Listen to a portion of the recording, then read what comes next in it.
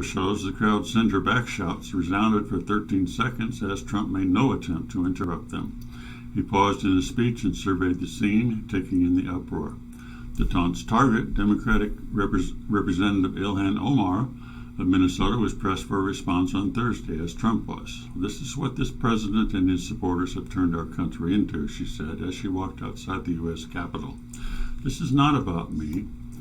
This is about fighting about what this country truly should be and what it deserves to be. I believe he is a fascist," she said.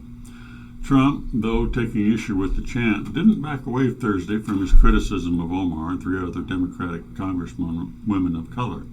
"They have a big obligation, and the obligation is to love your country," he said. Trump started the week's tumult by tweeting Sunday that Omar and the other three freshmen could go back to their native countries if they were unhappy there. His other targets, all Trump detractors, were Representatives Alexandria Ocasio-Cortez of New York, Rashida Tlaib of Michigan, and Ayanna Presley of Massachusetts. All are American citizens, and all but Omar were born in the U.S. She fled to America as a child with her family from violence-racked Somalia. Citing Trump's rhetoric, House Democrats said they were discussing arranging security for Omar and the three other congresswomen. The chants at the Trump rally brought scathing criticism from GOP lawmakers as well as from Democrats, though the Republicans did not fault Trump himself. House Minority Leader Kevin McCarthy of California declared the chant has no place in our party and no place in this country. Representative Adam Kinzinger of Illinois tweeted that it was ugly, wrong, and would send chills down the spines of our founding fathers. Out of San Juan, Puerto Rico, tens of thousands of Puerto Ricans have been taking to the blue cobblestone streets of the old city here, demanding that Governor Ricardo Rossello resign amid allegations of corruption and the revelation of a scandalous group chat involving his inner circle. The protests, increasingly intense, are an outgrowth of widespread indignation that has challenged his administration's already tenuous credibility and has imperiled the distribution of needed federal aid to a territory still reeling from disaster.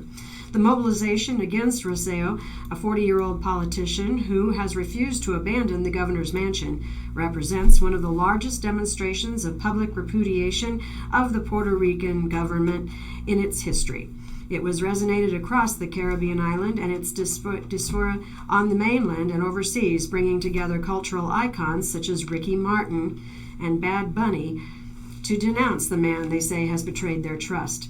"I have never participated in a protest before," said Ramos Gattarello, 71, a retired defense attorney, said Wednesday night as she steadied herself on a cane and vowed to stay until her legs gave out. But enough is enough. Rossello has disrespected the people of Puerto Rico, and if we don't come together and demand it, he will not leave. Frustration has been building here for years. Decades of fiscal ineptitude and economic stagnation led to ballooning public debt and bankruptcy. The federal government installed an unpopular and unelected federal oversight board to manage the U.S. territory's finances in a move critics called paternalistic. They added to that man-made disaster came Maria. The ferocious hurricane cut across the entire island, knocking out power for months, destroying already fragile infrastructure, and sending people for refuge in Florida and New York and elsewhere. The sluggish aid response from local and federal authorities aggravated festering water, medicine, and food shortages. An estimated 3,000 people died in the aftermath. The majority of the appropriated federal aid still has not reached Puerto Rico. Congress has approved $42 billion for the island's recovery, but just $13 billion of that money has been spent, and the scandals and upheaval have further strained the island's relationship with Washington. President Donald Trump, who has been assailing the territorial government almost since Maria's landfall, renewed his ire on Thursday morning, tweeting about the unrest, declaring that the governor was under siege and attacking San Juan's mayor, who has been a vocal critic of the president and his response to the hurricane.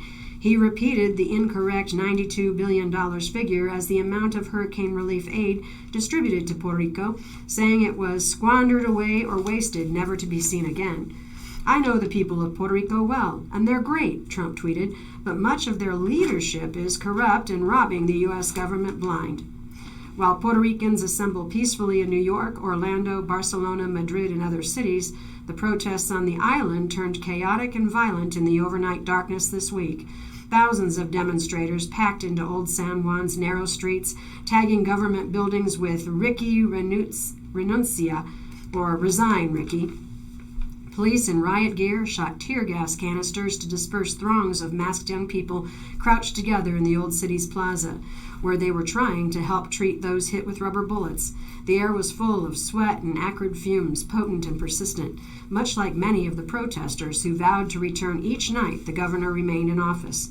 "I've never seen anything like this," Hector Sierra said as he watched the protest evolve into pandemonium on local television at a San Juan hotel early Thursday morning. "It breaks my heart, but I'm proud the people are standing up to the politicians." Face app not as unsafe as feared, from San Francisco. Is a peek into the future worth your privacy in the present? That concern was pushed into the spotlight this week with the resurgence of a smartphone app that uses artificial intelligence to transform your current face into your younger and older selves. People raised fears on Twitter and other social media sites that on iPhone's Face app would be able to see and upload all your photos, including screenshots with sensitive financial or health information, or photos of kids with the names of their schools in the background. That's not exactly true, but Scuttle serves as a good reminder to think twice before downloading new apps. Even large mainstream apps routinely collect user data, but many trendy at-the-moment apps are guilty of mining user data as a primary purpose. Some personality quizzes on Facebook and similar devices collect user information as a business, opening people up to breaches such as in the Cambridge Analytica scandal. As for Face app, the app grabs a photo only if you specifically select it to see your face change, security researcher and Guardian Firewall CEO Will Straffish said. The confusion comes from an iPhone feature that shows your photo library within the app. It is an Apple feature that lets you select a specific photo but doesn't give the app full access to the library, even though it may appear that way. You have the option of granting access to your entire photo library, but even then there is no evidence the app is uploading anything other than the photo selected.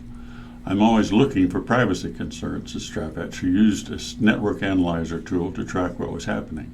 "When it's not happening, it's not happening." There's a version of Face app for Android, but those photos don't tap photo libraries the same way. That's not to say the app isn't free of problems, Straffish said. Among other things, photos get sent to the cloud for processing in both the iPhone and the Android versions, exposing them to hacking and other problems. Face app does not explicitly tell users the photos are being sent to the cloud. Some apps try to limit exposure by doing the processing on the devices themselves, not in the cloud. Iran's paramilitary Revolutionary Guard forces seized a foreign oil tanker accused of smuggling oil, Iran state TV reported Thursday. The vessel appears to be a United Arab Emirates-based tanker that had disappeared off trackers in Iranian territorial waters over the weekend. The seizure was the latest dramatic development as tensions mount between the United States and Iran over the unraveling nuclear deal between Tehran and world powers.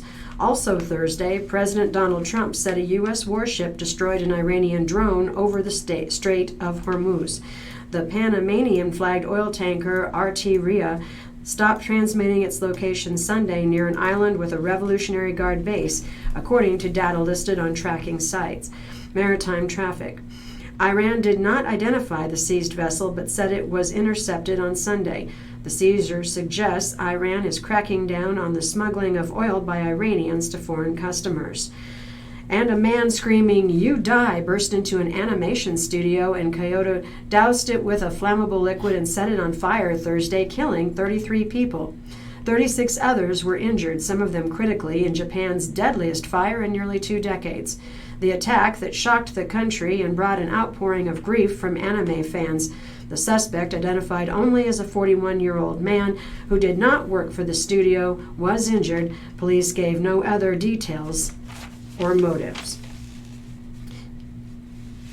A former University of Illinois doctorate student is facing life in prison for the rape and murder of a 26-year-old scholar from China who he abducted in 2017 after a federal jury said Thursday that they failed to agree on sentencing him to death. The jurors returned their decision against Brent Christensen, 30, on their last day of deliberations. Last month, they convicted him in the killing of Yingwing Zhang. There are more than 5,000 Chinese students attending the university, and they have closely followed this case. Records detail efforts to bury Daniels' news. Trump took part in calls to keep alleged affair quiet, filing says, from New York. Court records released Thursday show that President Donald Trump took part in a flurry of phone calls in the weeks before the 2016 election as his close aides and allies scrambled to pay porn star Stormy Daniels to keep quiet about an alleged affair. The documents detailing calls and text messages were made public as federal prosecutors closed their investigation into the payout, a similar payment to Playboy model Karen McDougal, with no plans to charge anyone in the scandal beyond Trump's former lawyer and fixer Michael Cohen. Federal prosecutors in New York said in a report filing that they investigated whether other people gave false statements or otherwise obstructed justice. In the end, the decision was made not to bring additional charges, according to the two people briefed on the matter. They were not authorized to discuss it publicly and spoke to the Associated Press on condition of anonymity. The U.S. Attorney's Office in Manhattan declined to comment on and did not explain its decision not to prosecute anyone else. The White House had no immediate comment on the latest documents. On Thursday, Trump lawyer Jay Sekulow welcomed the closing of the investigations into the ridiculous allegations and denied anew that the president broke campaign finance law. A private dive team has located the last U.S. Navy warship to be sunk by a German submarine in World War II, just 5 miles off the coast of Maine. The sinking of the USS Eagle PE-56 on April 23, 1945, was originally blamed on a boiler explosion, but the Navy determined back in 2001 that it had been sunk by a German submarine. The patrol boat's precise location remained a mystery until now. Jerry Kozak, a specialist in undersea searches, announced this week that diver Ryan King used Kozak's sonar data to find the vessel 300 feet down. King's team, which later began working with the Smithsonian Channel, extensively explored the ship on the ocean floor. With the deck guns, there was no mistaking it for what it was, said Paul Lawton, a Massachusetts attorney whose research helped to convince the Navy how the ship was sunk. Only 13 of the 62 crew members survived the sinking. The underwater video, which will be aired in the fall on the Smithsonian Channel's Hunt for Eagle 56, backs up the story of sailors who said an explosion broke the ship into 2 pieces. The 2 hull segments blended with the uneven, craggy ocean floor, making it difficult to locate them with sonar, Kozak said. The divers' research is expected to offer proof that the sub was indeed destroyed by a German submarine, Kozak said. The video shows the ship's boilers are intact. $15 minimum wage approved by the House. The chances for bill dim in Senate, however, but it will become an election issue. From Washington. House Democrats approved legislation Thursday to raise the federal minimum wage for the first time in a decade to $15 an hour, transforming an issue that once splintered the party into a benchmark for the 2020 election.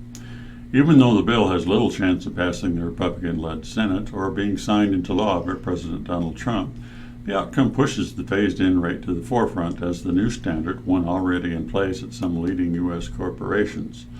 While the increase would boost pay for some 30 million low-wage workers, intended as one answer to income inequality, passage was assured only after centrist Democrats won adjustments to the bill.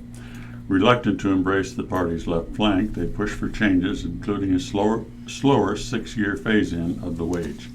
It's a reminder of moderates' influence on policy, but also the limits. Under the House bill, for the first time, tipped workers would be required to be paid the same as others earning the minimum boosting their pay to $15 an hour too. It's now $2.13. Republicans in the House balked at the wage hike, which would be the first since Democrats last controlled the majority. Just 3 Republicans joined most Democrats in passage on a 231 to 199 vote. Scientists are closing in on a long-sought goal, a blood test to screen people for possible signs of Alzheimer's disease and other forms of dementia. On Monday, at the Alzheimer's Association International Conference, half a dozen research groups gave new results on various experimental tests, including one that seems 88% accurate at indicating Alzheimer's risk. Doctors are hoping for something to use during routine exams where most dementia symptoms are evaluated to gauge who needs more extensive testing. Current tools, such as brain scans and spinal fluid tests, are too expensive or impractical for regular checkups. We need something quicker and dirtier. It doesn't have to be perfect to be useful for screening, said Maria Carrillo, an Alzheimer's Association Chief Science Officer. Dr. Richard Hodes, director of the National Institute on Aging, called the new results very promising and said blood tests soon will be used to choose and monitor people for federally funded studies, though it will take a little longer to establish their value in routine medical care. In the past year, we've seen a dramatic acceleration in progress on these tests, he said. This has happened at a pace that is far faster than any of us would have expected. It can't come soon enough for patients like Tom Doyle, a 66-year-old former university professor from Chicago who has had 2 spinal fluid tests since developing memory problems 4 years ago. First, he was told he did not have Alzheimer's, then that he did. He ultimately was diagnosed with different problems, Lewy body dementia with Parkinson's. They probably could have diagnosed me years ago accurately if they had had a blood test, said Doyle, who represents patients on the Alzheimer's Association's board. About 50 million people worldwide have dementia, and Alzheimer's is the most common form. There is no current cure. Medicines just temporarily ease symptoms. Dozens of hoped-for treatments have failed. Doctors think studies may have enrolled people after too much brain damage had occurred and included too many people with problems other than Alzheimer's. A blood test, rather than subjective estimates of thinking skills, could get the right people into studies sooner. And some shorter national news articles. Epstein denied bail in sex abuse case from New York. A judge denied bail for jailed financier Jeffrey Epstein on sex trafficking charges Thursday, saying he poses a danger to the public and might use his great wealth and vast resources to flee the country. Epstein, with his hands folded before him, showed no reaction to the announcement by U.S. District Judge Richard M. Berman. His lawyers did not comment afterward. The decision means Epstein will remain behind bars while he fights charges that he exploited dozens of girls in New York and Florida in the early 2000s. He faces up to 45 years in prison if convicted. And negotiators agree on core budget deal from Washington. Treasury Secretary Steven Mnuchin said Thursday that negotiators reached an agreement on the core elements of a deal to increase the government's borrowing cap and set a $1.3 trillion overall level for the agency budgets that Congress passes each year. He told CNBC's Squawk Box that talks with House Speaker Nancy Pelosi of California settled on a debt limit increase that would cover 2 years. There was agreement also on spending levels, but he did not go into detail. Still to be resolved are offsetting spending cuts to help finance the deal and other structural issues, Mnuchin said. The Trump administration is pressing for up to $150 billion in such cuts, well above a figure that would be easy to quickly negotiate. Moving on now to local news. As Omaha simmers and people hunker down indoors, a few workers cannot avoid being out in the sun. Roofers, lawn care workers, lifeguards, and others are finding themselves outside on the hottest days of the summer. Temperatures the past couple of days have been in the upper 90s. Thursday's peaked at 97 degrees, and the heat index has soared way past 100 degrees. More extreme heat is expected today, when Omaha is forecast to have a high temperature of about 100 degrees and a heat index of 110 or higher. An excessive heat warning, which means that heat stress or heat stroke can occur quickly, is in effect until 7 p.m. Saturday, according to the National Weather Service. In the last few days, more than 25 people have come to metro area emergency rooms for heat-related reasons, according to spokeswomen for CHI Health and the Nebraska Medical Center. Kayla Thomas of the medical center said most of the cases involve people who don't have air conditioning in their homes and had trouble breathing or shortness of breath. Only a few were working outside. A cold front is set to pass through by Sunday, lowering high temperatures into the 80s, according to the Weather Service. But until then, those who spend their days working in the sun are doing their best to beat the heat. Now, you've heard of folks attempting to fry an egg on the sidewalk, but how about baking biscuits in a hot car? Hallie Bova, a meteorologist at the National Weather Service in Valley, expected her biscuit cooking experiment to pan out. The only question was, how long will it take for the biscuits to brown? We actually were going to do cookies, but the store didn't have cookies, so it's biscuits, Bova said Thursday. I thought it would be fun to try. With an excessive heat warning in effect, dough was put on a cookie sheet that was placed in an enclosed vehicle at 10:30 a.m. Thursday. A thermometer was placed next to the cookie sheet, and 30 minutes into the experiment, Bova said the temperature was 130 degrees inside that vehicle. Photos of the experiment were posted on the Twitter account of the Weather Service's Valley office, with periodic updates provided. The biscuits typically take about 14 to 17 minutes to bake in a 350-degree oven.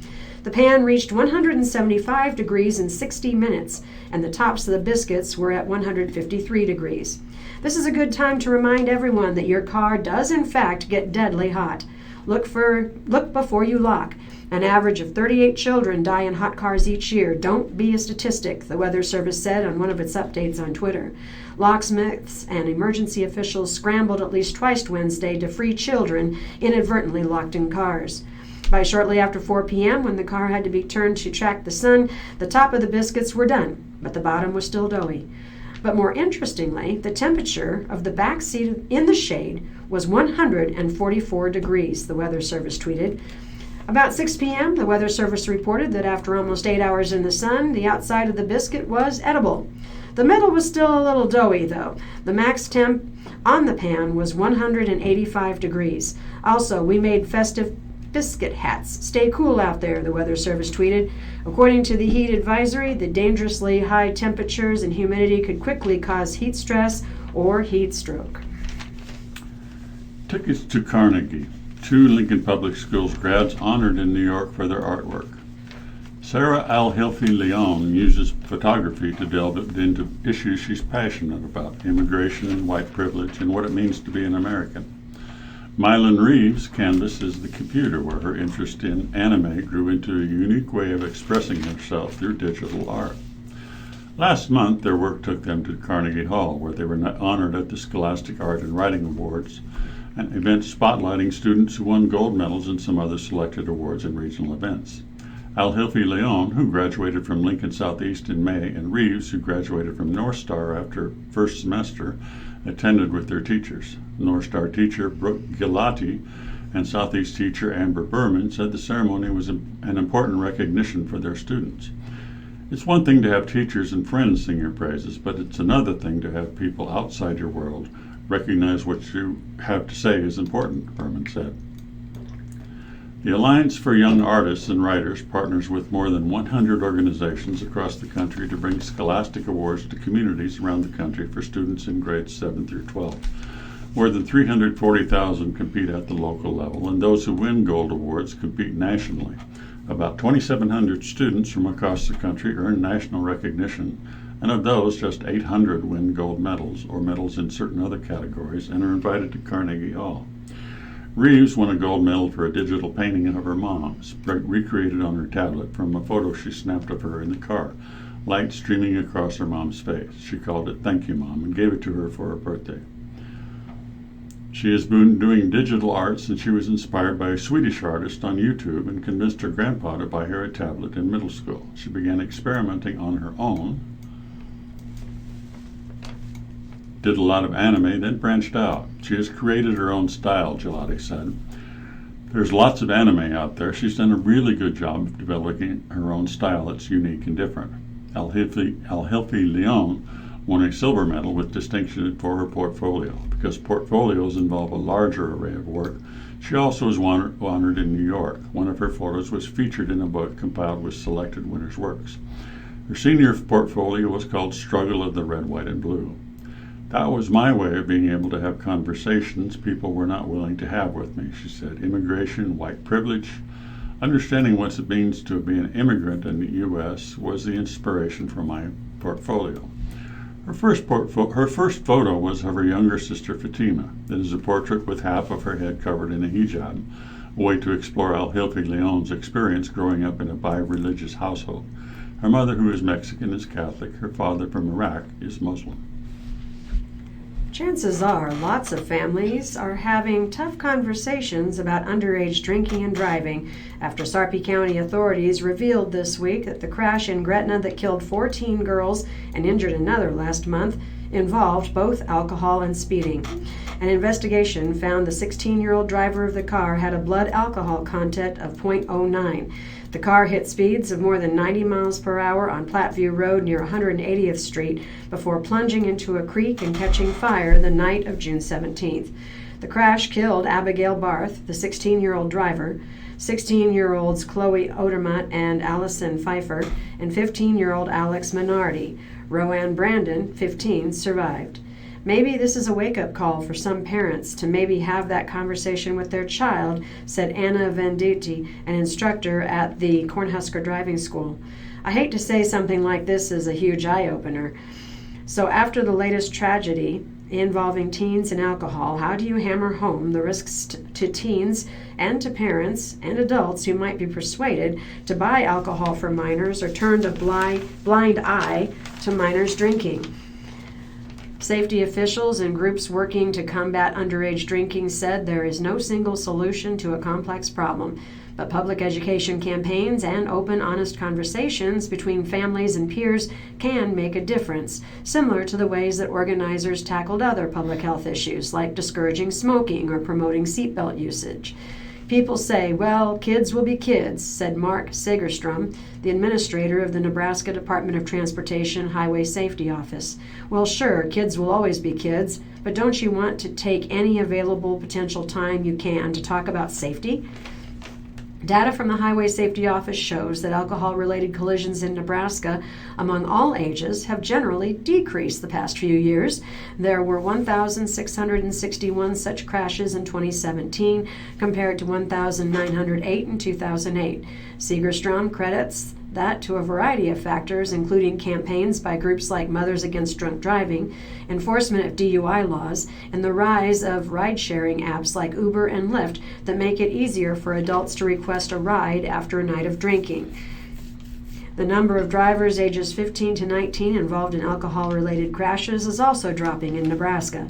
But over the past decade, depending on the year, alcohol has been involved in anywhere from 11% to 33% of fatal crashes with teen drivers at the wheel. State gets good news on taxes. Fiscal year ends with a bump to the cash reserve.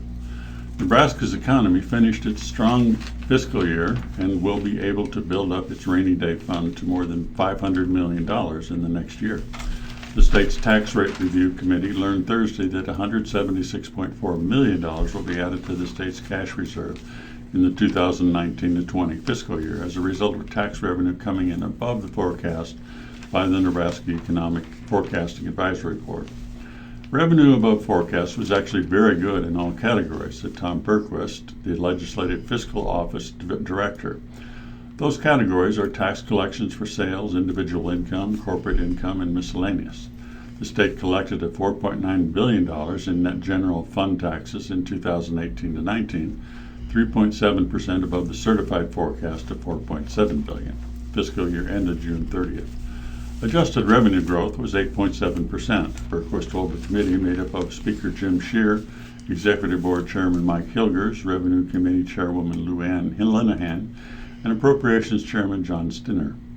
This growth compares to 5.7% calculated in April. That's some of the highest we've had in quite a while, Berquist said. The bump in revenues prompted Governor Pete Ricketts to say the strong financial position with substantial revenue growth in the past months should set Nebraska on a path to more property tax cuts. As senators and I work together over the summer, this is a big opportunity to leverage our state's growth into significant property tax relief for our farmers, ranchers, and homeowners, Ricketts said this week in a news release. Stinner said Thursday he was optimistic about the report. It takes some pressure off the lowering of the rainy day fund last fiscal year to $333 million. Still, he added, I'm not ready to say, hey, we're headed in a very positive, aggressive course right now. The The committee speculated about why the state got such a bump in revenue in recent months. It's likely to be a one-time shot, especially in the increase in corporate income taxes, Berquist said. Part of it could be an increase in sales tax collected because of spending resulting from flooding in the state. People had to spend for cleanup, repairs, and to replace possessions destroyed by that flooding. Other reasons could be from capital gains on individual income taxes and federal tax cuts, said State Tax Commissioner Tony Fulton. Omaha and Clark Rutledge got a visit this week from the FBI after calling the office of his congressman, Representative Don Bacon. Our office took a call from a constituent who made an alleged threat against the congressman and his family, Bacon spokeswoman Danielle Jensen said in a statement. All threats are taken seriously by Capitol Police and this office. We should not want to see a repeat of 2 years ago when Minority Whip Steve Scalise and others were shot. Jensen said the office reported the comments to police per standard procedure. The safety of our constituents and the congressman is very important, and we thank Capitol Police and local law enforcement for their thorough review, she said. Rutledge has been highly critical of Bacon, a Republican, on social media. In an interview with the Omaha World Herald, Rutledge characterized the call to law enforcement as an attempt by the congressman to stifle that criticism. I am left feeling very intimidated and shook up and threatened by that, Rutledge said. He said the offending call to Bacon's office involved him expressing his passionate feelings about the congressman's position on LGBT rights. Earlier this year, Bacon voted against legislation that would provide new anti-discrimination protections to LGBT individuals. Bacon said that while LGBT citizens need equal protection, those protections have to respect religious groups who hold traditional views. On marriage, Rutledge cited an award that Bacon has received from the Family Research Council, which Rutledge described as a hate group working to strip LGBT individuals of their rights. Rutledge said he asked rhetorically if he should join a hate group targeting the congressman's friends and family for harassment and discrimination. He said he was just trying to make a point about Bacon's involvement with the group and would never do anything against the congressman beyond voting against him, encouraging others to do so. There was no intention of a threat there, Rutledge said. Jensen said the staff member who took the call gave a detailed accounting of what was said. Even if someone says they are being sarcastic or rhetorical, we must take it seriously, as does Capitol Police, the FBI, and local law enforcement. Lawsuit over prison killing can go forward. A federal lawsuit filed by the family of a 22-year-old Scottsbluff man strangled to death by his cellmate at the Tecumseh State Correctional Institution in 2017 can go forward against prison staff for now, the judge has ruled. The senior U.S. District Judge Lori Smith Camp dismissed Scott Frakes, director of the Department of Correctional Services, and Brett Hansen, the warden, from the lawsuit over Terry Berry Jr.'s killing. Berry died April 20, 2017, 5 days after being found unconscious in the cell he shared with Patrick Schroeder, who later pleaded guilty to first-degree murder and got a death sentence for it. Schroeder confessed after strangling Berry, telling a guard that night there was something he needed to get out of his cell. Talina Moser, the personal representative of Berry's estate, filed 2 lawsuits, one in Johnson County Court against the judge, and one in U.S. District Court in Omaha against Frakes, Hansen, and the 6 prison employees. Johnson County District Judge Rick Schreiner granted the state's motion to dismiss the case there. In his June 30th order, he found that the claims were barred under the State Tort Claims Act because it was based on employees' discretionary decision to house Berry and Schroeder together, and the state is therefore entitled to sovereign immunity, the judge wrote. In a decision Wednesday in a federal case alleging a civil rights violation, Smith Camp rejected the argument that Frakes and Hansen should remain part of the suit under a theory that they were liable for failing to properly supervise and train the employees who made the decision or created a policy that led to it. The judge said other than alleging they were responsible for the conditions at the prison by virtue of their positions, the lawsuit had failed to allege a policy or policies that had created unconstitutional conditions. But Smith Camp denied a motion to dismiss Athena Brown and Todd Hausler, the unit managers who made the decision to house them together. Joanne Helton, a caseworker, expressed concerns about the decision, or Dustin Gustafson, an acting lieutenant who Helton had gone to about it but did nothing. Given Schroeder's regular placement in restrictive housing and known behavioral problems, it is plausible that Brown and Hausler were deliberately indifferent to a substantial risk of harm posed by Schroeder to Barry. She said she also couldn't conclude that the assault would have come as a surprise to Helton or Gustafson. On April 10, 2017, Barry was days from a parole hearing on a short sentence for forgery when he was put in a cell with Schroeder, who had robbed and killed a 75-year-old man and dumped his body in an abandoned well. 5 days later, Schroeder strangled him. Petitions to allow casino gambling at state-licensed horse tracks in Nebraska are expected to hit the streets next week. The launch of signature gathering comes 3 months after Ho Chunk Inc. and the Nebraska Horsemen's Benevolent and Protective Association announced the petition drive. Lance Morgan, President and Chief Executive Officer of Ho Chunk, the economic development arm of the Winnebago tribe, said sponsors have spent the intervening weeks refining and double-checking language on the trio of petitions with an eye to likely legal challenges. Revised language filed with the Secretary of State's office early this month makes no changes in the key components of the petitions. The Keep the Money in Nebraska petitions include a proposed state constitutional amendment to legalize expanded gambling at racetracks, along with 2 proposed laws that would regulate and tax casino gaming. Sponsors hope to put the proposals to voters in November of 2020. Morgan is optimistic. He said polling done by 2 groups suggested growing support for expanded gambling in Nebraska, especially if the proceeds are used for property tax relief. The same 2 organizations worked together on a 2016 petition drive, which fell short of the required number of signatures to make the ballot. Ho Chunk has sued the Omaha Polling and Campaign Management Company that was contracted to collect the signatures. 4 years ago, sponsors said one difficulty with the previous drive was the need to get signatures on 3 separate petitions. The new drive still has 3 petitions, but Morgan said all 3 are necessary for Nebraska to have expanded gambling. It's not ideal. It adds time, expense, and annoyance, he said. I wish the legislature would pass something, but they won't. If approved by voters, casino gambling would be allowed at racetracks in Omaha, Lincoln, Grand Island, Columbus, South Sioux City, and possibly Hastings. One petition proposes a state constitutional amendment allowing all forms of games of chance at state-licensed racetracks if the games are regulated by laws passed at the same time as the amendment. The second petition proposes a state law to regulate expanded gambling at racetracks. It defines games of chance to include slot machines, table games, counter games, and card games, and sets up a Nebraska Gaming Commission. The third proposes a law to collect and distribute taxes on casino revenue, with 70% of the tax proceeds being dedicated to the state's Property Tax Credit Fund. Tax revenues also would go to the county or city where the track is located and to the state's Compulsive Gamblers Assistance Fund. To make the ballot, the proposed constitutional amendment needs valid signatures from 10% of registered voters, or about 120,000 people. The proposed laws need valid signatures from 7% of registered voters, or about 84,300 people. Looking back, readers share their memories of historic event.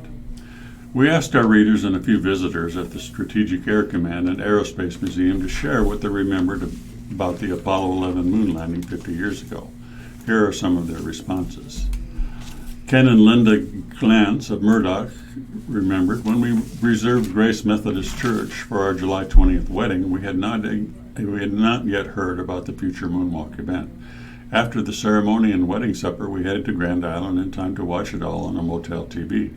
The next day, the Lincoln Star headline in bold types was "Man Walks on the Moon." On page 8 was our wedding announcement under ceremonies in midsummer. And Deanne Finnegan of Lincoln writes, "How lucky we were. 50 years ago on July 16th, I was a newlywed living in Florida. My husband, who graduated from the U.S. Naval Academy, was in the middle of the Mediterranean on the aircraft carrier USS John F. Kennedy. My dad had recently retired from the Air Force, and he, my mom, sister, and brother were living in St. Petersburg, Florida. When I was going into 5th grade, my dad had been selected to be one of 8 officers to open Vandenberg Air Force Base and to get the missile program up and running. Fast forward to 1969. One of his former co-workers from Vandenberg was living in Cocoa Beach, Florida, with his family. This man's sons worked for CBS News and were able to get us all special passes to get into restricted areas to watch the launching of Apollo 11. And from James Hoke of Lincoln, in July 1969, my wife and I were stationed with the U.S. Air Force in London, England. Because of the time differential, the landing would happen sometime in the wee hours of morning. Since we both had to work later that morning, we took turns, one sleeping while the other watched the BBC's coverage of the moon landing on our little telly. Kathy Glazer of Lincoln wrote, I was a 16-year-old foreign exchange student for the summer with the American Field Service program, living in the countryside near Colomars in the hills above Nice, France, during the lunar landing. My host family, the Fenoglios, got up during the night to watch the broadcast on French television. Gordon Clifford of Omaha wrote, nothing like it before. I don't remember a whole lot, it's been so long, but I do remember everybody watched it, and everybody was so excited, including ourselves. There had never been an award like that before, and an event like that before, and we looked forward to the future in our space activities. Beth Wolf of Kansas writes, I was living in Oregon at the time, and it was early evening when it landed, and I remember I had little kids, and they were playing outside. My husband and I said, you've got to come in and see this on television. Sandra Sorensen of North Carolina said, we were pretty much glued to the television set. It's still enough to bring tears to my eyes. I think it means much more than we realize. My own recollection is I was at home for the summer from college, and I watched the program with my grandmother, who had gone from riding in horse and buggy during her early years to watching people land on the moon, and her reaction was priceless. Do you remember? I was 20 years old. Yeah, okay, then you obviously do. I was 3. Oh. But I still remember the hazy television my mother got me up and made me watch. Alrighty. As the Lincoln mother drove down one of the city's main thoroughfares, a new sculpture outside the Lincoln Children's Zoo appeared to her as a set of hands signaling the devil's horns. Red and black, like the devil, the fingers bent to make the devil's horns. Surely that does not belong around children, she thought. Some other, more whimsical sculpture could be placed at the zoo. Only thing is, the sculpture is not a hand signal evoking the devil, but rather Spiderman's hands unleashing strands of silk. But that's not what the Lincoln mother saw during her frequent drives, so in an email to the city, she asked that the sculpture be moved. This is anti-Christian and demonic and completely inappropriate and offensive to place in front of the children's zoo and gardens where couples get married, she wrote in an email. Remove it, please. Put it in an empty ditch somewhere. Devil worship is a hate crime against the church. The woman's request has gone viral, and the woman, reached by phone Thursday night, said the whole thing is largely a big misunderstanding. Driving by, she couldn't see the Spider-Man details to the sculpture, she said. She's in her 50s, and her memories of Spider-Man are when he wore a blue and black suit. She said she truly believed that she was looking at the sculpture of hands imitating devil horns. This is not about religion, it's more about children, she said. She asked that her name not be used. The sculpture, it turns out, has a distinctly Christian history. It was created as part of a fundraiser for the Youth for Christ Campus Life program. In October, the Spider-Man sculpture and about 50 other hand sculptures will be auctioned off, with the proceeds going to the Campus Youth program. Matt Schulte, Executive Director of Youth for Christ in the Lincoln area, hopes that the notoriety brought by the dust-up comes with a silver lining. It's been featured in Newsweek, CNN. I'm told it's gone overseas. I'd love it if Marvel would say, hey, we should buy that for our campus. Of the many hand sculptures scattered about Lincoln, the Spider-Man one has been one of the most popular. His organization intentionally placed it at the zoo. Kids just love it, he said. This caught us off guard because we thought this sculpture would be a fun celebration of an American superhero. Someone looked at it and didn't see superhero. They saw devil horns. The sculpture was made by Ian Lang of Omaha, who himself is a Christian. Lang said that his chief medium is metalworks and that his calling to become a metal artist occurred in church. It was Good Friday, and my pastor laid 3 nails on the table. He walked in front of everybody and said, "If you're not using your God-given gifts, you're doing a disservice to God." And from there, Lang developed Third Nail Creations, inspired by the crucifixion. He makes custom metal pieces, including frames, bicycles, wine racks, and jewelry, including numerous crosses and other religious symbols. Lang made 3 hand sculptures for the Lincoln Project. The other 2 are a pair of hands holding a bowl, inspired by Oliver Twist, and the hands holding a moon, inspired by the children's book Good Night, Moon. "Spiderman is my favorite superhero, and I saw a way I could make his hands," he said. For Lang, the episode is a reminder that public art is very much part of the public realm. "There are no limits to your imagination," he said. "Art is meant to create controversy. Not everybody looks at it the same way."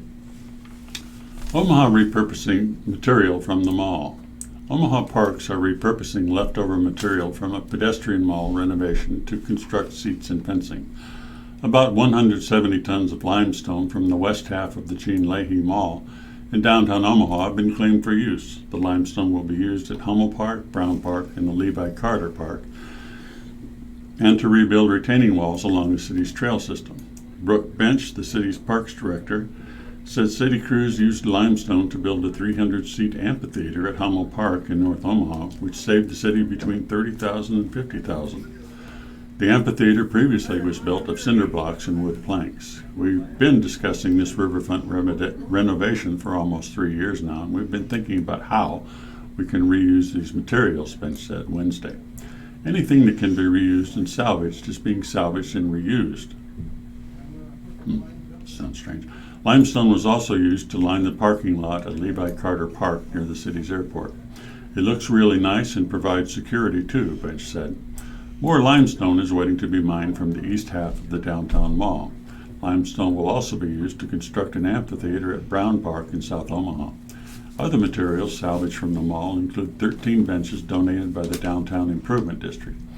Even brick from the mall is being painstakingly salvaged, cleaned, and stacked. None of these materials are going to waste, Bench said. One thing about limestone, it lasts forever. An event to raise money for the expenses of a 20-year-old Omaha man critically injured in a crash 4 months ago near 168th and Washington Streets will be held Saturday at St. Mark Lutheran Church. The benefit for the family of Devin Kermel will be held at 1821 North 90th Street from 4 p.m. to 8 p.m. The fundraiser will include a silent auction and a nacho bar with a suggested donation of $5 per person. Kermel was northbound on 168th Street on March 9th when his 2006 Mercury Grand Marquis hit a patch of ice and crossed the center line, police said. The Mercury collided with a southbound 2005 Jeep Grand Cherokee. The driver of the Jeep was not injured, but Kermel remains in a coma with a traumatic brain injury. His family is trying to prepare for final expenses if Kermel does not recover and to provide for his 2-year-old daughter. Bush's judicial nomination nears a vote. Senate Majority Leader Mitch McConnell has cleared the path for Senate confirmation of the nomination of Omaha Attorney Brian Bushler to the U.S. District Court Judge for the Nebraska. Senator Ben Sasse announced Thursday, "This has been a long process, and we've had to fight everything from political smears to outright anti-Catholic bigotry," Sasse said. "But we're almost to the finish line, and Brian is going to get an up or down vote in the Senate." McConnell's motion to invoke cloture would end Senate debate on the nomination submitted to the Senate by President Donald Trump last October. Sasse has led the fight for Bush's confirmation as a member of the Senate Judiciary Committee. "For months, I've worked with the Trump administration and members of the Senate Judiciary Committee to make sure that Brian gets confirmed," he said. Bushler currently leads the agricultural litigation team for the Kutak Rock in Omaha. He has spent his entire legal career practicing law in Nebraska. A graduate of the University of Nebraska-Lincoln, he earned his law degree from Georgetown University. Joan Burney began her 40-year career as a columnist at the Cedar County News in her mid-30s. She soon became an author and a motivational speaker with a wide audience. Her columns appeared in more than a dozen newspapers and magazines, including the Omaha World Herald, the Catholic Voice, the Norfolk Daily News, and Nebraska Cattleman. Burney, originally of Harrington, died Saturday in Lincoln. She was 90. Born in Walt Hill, the sixth of 7 children, Bernie moved to Hartington in 1934 when her father, Emmett Rossiter, founded the Bank of Hartington. She married Howard Kip Birney, the son of former Governor Dwight Birney, in 1947, and they settled on a cattle farm near Hartington and raised 6 children. Bernie's numerous community activities, including directing the choir at Holy Trinity Catholic Church, directing plays, and later counseling students at the high school. She remained a Hartington resident until her 80s when she moved to Lincoln to be near her daughter Julie. My thing was that I was going to be the perfect wife, mother, and homemaker, and none of those things worked out, Bernie said, smiling during a 2008 Omaha World Herald interview. I had to find something else. Her writing debut came in 1968 when Bernie was asked to assist friend Vern Borer, then editor of the Cedar County News in Harrington. He wanted a week off from his column, and Bernie came through.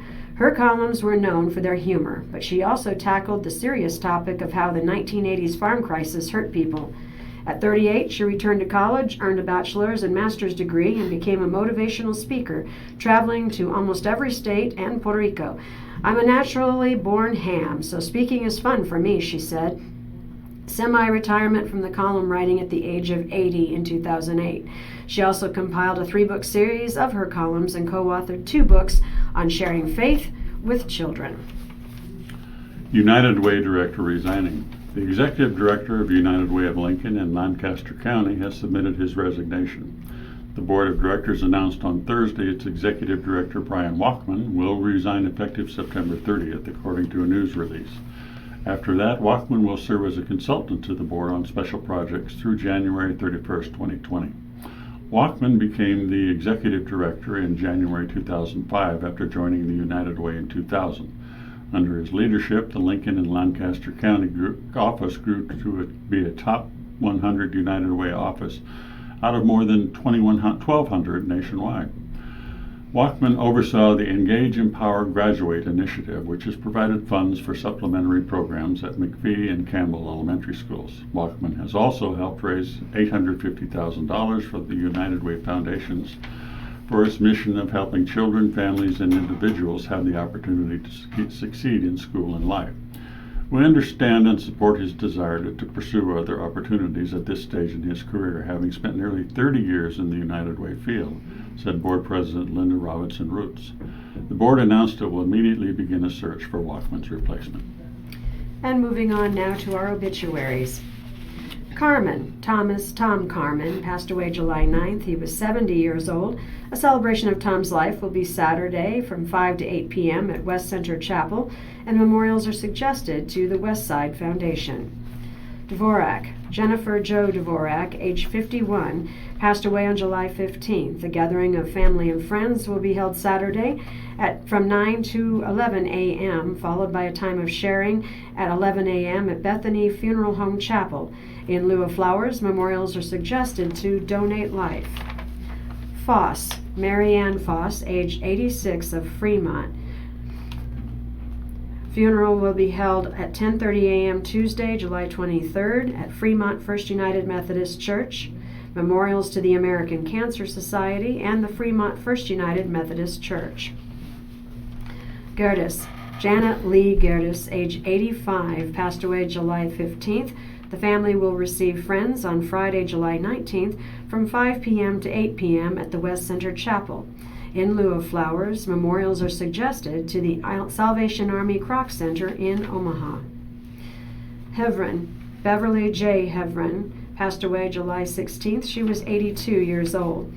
The service will be held Saturday at 10 a.m. at the John A. Gentleman Pacific Street Chapel.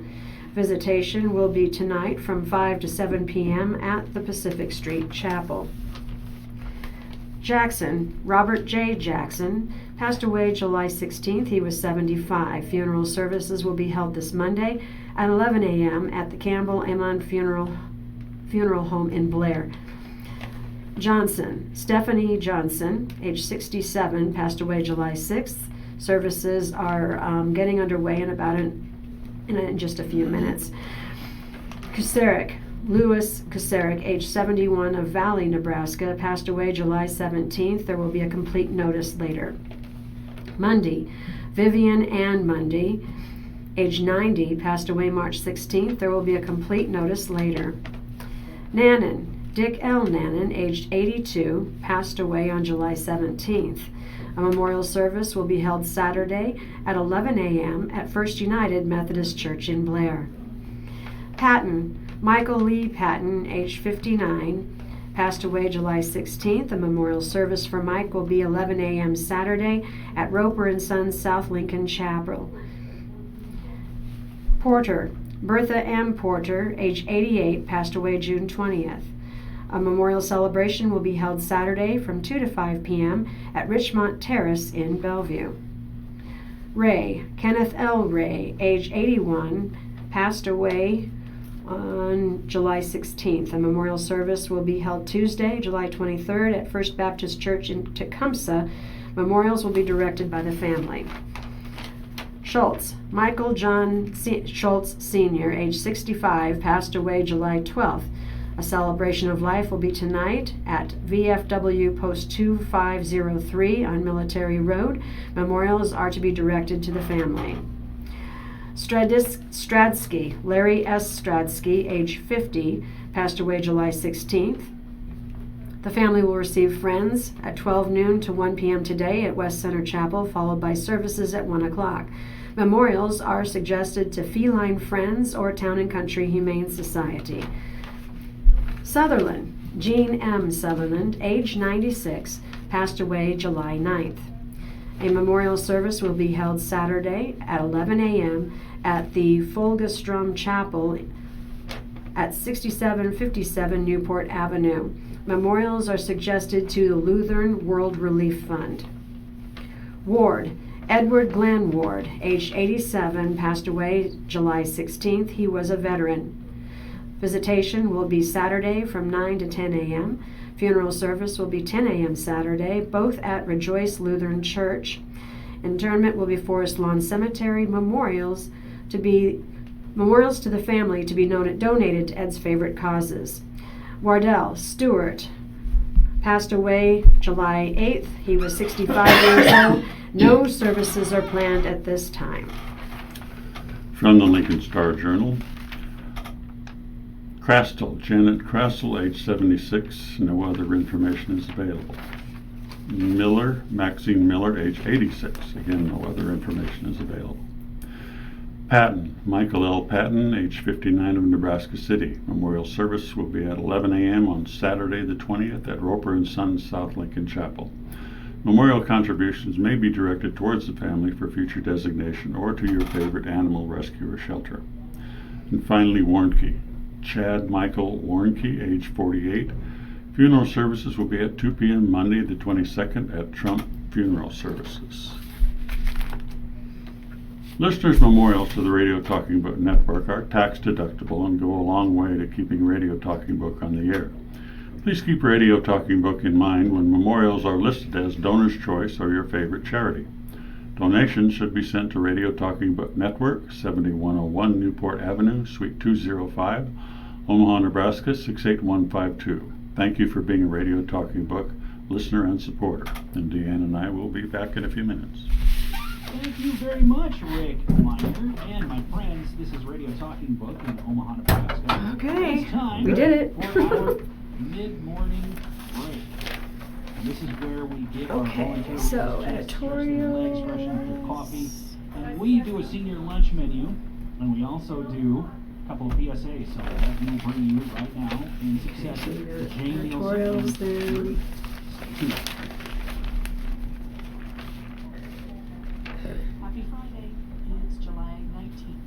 The Meals on Wheels menu today is whole grain mini turkey corn dog, cheesy hash browns, peas, bread with margarine, strawberries and pineapple, Huh. 100% milk. Have a wonderful Wow, weekend. editorials go for a while, so I guess these start Movie night at Saturday, July 20th at 7 p.m. Community offering Batman, released in 1989 with live audio description. This American superhero film, directed by Tim Burton, is the first installment of Warner Brothers' initial Batman film series. Starring Michael Keaton as Batman, It takes place in the title struggled with his nemesis, the Joker, played by Jack Nicholson. This event is free and no registration is required. Sighted family and friends are welcome to attend, and there are snacks and sodas available to purchase for just $1. Doors open at 6:30 p.m. For more information, please contact Megan at Outlook 531-365-5335. I think we did well on that timing. Yeah. Performances for Lex. Outlook Nebraska is offering a lottery for $7 tickets to audio-described main stage productions at Omaha Community Playhouse. There is no charge to enter the lottery. There will only one entry per person per show, please. The winner will receive 2 tickets to the designated production at a cost of $7 each. At least one patron must be visually impaired and require an audio description headset. Visit Outlook NE. Oh boy. Also, Outlook offers Be a long day for me. to families with at least Yeah. one visually impaired Yeah, it is for you. parent or I take a child nap this to afternoon. attend the Rose Although I hate doing Children's that, Theater because I Main always wake up Season sick to my Productions. stomach. I don't know if it does it to This you or year's not. membership includes 4 tickets. If I take a nap, I get sick to my stomach when I wake up. That's interesting. Regular season shows. I get lower tracks trouble if I get up too early in the morning sometimes. Oh. So 331. I used to go, when I was younger, I used to several times go several days without sleeping. I don't know why, I just couldn't go to sleep. And that stopped when I was in my 40s. Or if this is your first time stepping into an art studio, all levels of experience are welcome. These And of workshops course, are in college, suited during for finals, children you'd be through up for adults with all levels 2 of weeks visual straight impairment. sometimes. The workshops will be held at the Weber Fine Arts Building at UNO's Dodge campus. Workshops will be held from 9 a.m. to 2 p.m. It took chemicals to keep you like that long. July 20th. Mhm. Oh, yeah. Tapestry and Oh, yeah. table floor rooms. August 24th, tactile painting. September 14th, throwing and building. And Saturday, October 12th, sculpture. Students can choose to enroll in one or more workshops. Space is limited to approximately 20 students per workshop. The cost of each is $10, which helps defray the cost of supplies. Scholarships are available to anyone in need. Transportation assistance is also available. If you have questions about the workshops or would like more information, please contact Dr. Jeremy This Johnson. thing just doesn't want to move today. 715-563-9965. Come on. Thank you very much, Jane and Becca. Folks, I You gonna hope start? there was Too much Yeah, Becca sure. in that, it's like horseradish sauce. A little bit goes a long way. This is Radio Talking Book Network in Omaha, Nebraska. We're proudly serving our blind and visually impaired listeners for 44 years. That was good. Radio Talking Book is brought to you with the cooperation of KIOS-FM in Omaha and statewide through the facilities of NET Radio and Television. I want to thank all of you for being loyal Radio Talking Book listeners and supporters. Just a quick reminder, folks, if you miss any portion of today's broadcast, you can catch the repeats tonight at 6 p.m. and every night at 6 from 6 to 8. And you can hear our podcast. Just go to www.rtbs.org. You can download them and listen on demand. Or you can find us on iTunes. Just search for Radio Talking Book Service. And you can find the live newspapers that we do every day, as well as the weekly grocery store and department store discount ads. All right, I've talked enough. Let's go back over to Studio A for the second hour of the live readings. The Lincoln Journal-Star, Omaha World-Herald. Once again, coming to the microphones, Katniss Everdeen and Rick Miner. Go ahead, folks. Thank you, Ryan. From the Journal-Star editorial board, legislature must revise standards for subpoenas. Maybe it's fitting that such an extraordinary court case, one legal experts said had never occurred in Nebraska's 152 years, yielded such an extraordinary ruling. The Nebraska Supreme Court dismissed an effort by the legislature's Judiciary Committee to reinstitute a 2018 subpoena requiring the director of the Department of Correctional Services to testify, ending a case that saw the Attorney General's office successfully intervene to quash the subpoena. Because the legislature changes membership every 2 years, the court ruled any outstanding subpoena becomes moot when a new legislature is sworn in. In essence, anyone could theoretically wait out such a request by fighting in court until the body's composition changes. With that now being the case, the ball returns to the legislature's court. Accordingly, it should pass legislation that beefs up the strength of subpoenas to prevent such a spectacle from repeating. Nebraska law grants legislative committees the ability to compel testimony by issuing subpoenas, a rarely used but powerful tool. Anyone who refuses to comply with that order shall be advanced on the trial docket and heard and decided by the court as quickly as possible. The Journal Star editorial board is worried that a situation might arise to where a legal fight drags on long enough to render a subpoena immaterial, hence the need to revamp state statute in light of the recent Supreme Court decision. In March 2018, Omaha Senator Ernie Chambers formally raised the concern that precipitated the subpoena the next month. Carrie Dean Moore was put to death in August 2018 in an execution still dogged by outstanding questions. This isn't about the death penalty, though. It's about the ability of the legislative branch to effectively perform its statutory duties. In its decision, the Supreme Court mentioned the need to provide guidance for public officials. Such clarity is important given the importance of this means of obtaining testimony on topics of significance to Nebraska. For instance, though then Governor David Heinemann volunteered to appear at a 2014 hearing regarding the state's early prison release fiasco, the special committee investigating the problem issued a subpoena nonetheless. He didn't fight it, testifying before lawmakers for 7 hours, just 2 months before a new legislature took office as his term ended.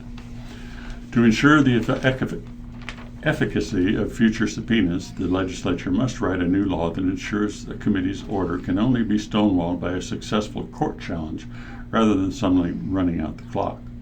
Plenty of questions exist in the few days after the court's ruling was issued. Plenty more will no doubt be raised between now and the beginning of the legislature's 60-day session next January.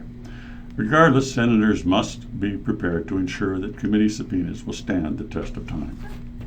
And from the Omaha World Herald editorial page, an important combination of factors made possible the first landing on the moon 50 years ago this week. Extensive scientific and logistical collaboration, world-class mechanical engineering, plus the ingenuity, dedication, and bravery of the Apollo 11 astronauts themselves.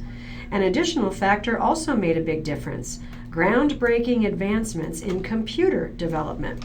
The computing power of a modern-day smartphone, it's true, far exceeds the capability of the computers used in 1969 by Neil Armstrong, Buzz Aldrin, and Michael Collins. But the Apollo 11 computers, though primitive by today's standards, were extraordinarily innovative for the time. From blast-off until the return to Earth, they were invaluable in enabling the mission and keeping the space voyagers safe on their historic 480,000-mile journey. Just as in NASA's early days, the present-day space program depends heavily on computer capability and reliability. Computers are the lifeblood of an astronaut's life, retired astronaut Clayton Anderson told the Omaha World Herald. Anderson, a native of Ashland, Nebraska, spent 152 days aboard the International Space Station in 2007. "The laptop is your savior," Anderson said. The International Space Station has dozens of the devices. Astronauts use some laptops for sophisticated experiments and analysis made possible by space conditions. Other laptops on a separate system serve the astronauts' individual needs, such as sending personal email. To maximize productivity for the astronauts, Ground Control manages a range of computer needs for much of the station's basic operation. The computers that helped Armstrong and Aldrin make their way to the Sea of Tranquility were far more rudimentary, of course. Still, the mission's computers and software laid the foundation for much of present-day technology. Before NASA pushed for specialized computer development for the lunar mission, computers were enormous, room-filling behemoths running on punch cards and operating by thick arrays of vacuum tubes. The Apollo 11 mission sparked a major innovation: a digital, multitasking, interactive, portable computer able to fit comfortably inside a lunar landing module. The computer used integrated circuits and, for the time, a robust memory. The space program also spurred pivotal innovations in software engineering, made possible by scientists at the Massachusetts Institute of Technology contracting with NASA. The Apollo 11 computer software eventually required about 145,000 lines of code, tiny by the standards of present-day Facebook operations at 62 million lines of code, but at the time, a remarkable achievement vital to mission success. To put matters in perspective, consider, 50 years from now, how advanced will computer technology be? And what will be people's likely reaction when they look back on the technical capabilities we possess in 2019? This week, we mark the historic achievement of the Apollo 11 crew. It was an enormous accomplishment grounded in an appreciation for exploration and demonstrations of tenacity and courage, plus the crucial addition of computer innovation. And in letters to the editor of the Lincoln Journal-Star, Carol Finn of Lincoln writes, "Government hasn't earned our trust. Senator Deb Fisher strongly supports a president who lies every time he opens his mouth, yet she urges us to trust in government. I don't think so, not as long as our elected officials from Nebraska are sleeping in the swamp with President Trump." And Shirley Perry of Lincoln writes, "Immigrants, not hate, make the U.S. great. We as a country have elected an official to the highest office in the Western world who sits in his room getting his jollies by scaring as many people of color as possible. We've relinquished our own inalienable right by doing this. The right to life, liberty, and the pursuit of happiness. There's a reason why they're mentioned so prominently in a document as important as the Declaration of Independence. Granted, the immigration issue is a big one, and I'm not smart enough to understand all of the issues, but I can understand the family willing to risk entering the U.S. because what they left is so traumatizing and denies them human dignity. How little do they know that more trauma awaits them at the U.S. border? I feel powerless to fix the harm that Trump is doing. He's affirming the superiority of the white race and encouraging not only Americans, but all white people in the entire world to rise up against the evil immigrant. This can't be a partisan issue any longer. We white people can no longer afford to be complicit by doing nothing to stop Trump. All the people of color must find their voice in order to truly have a great America.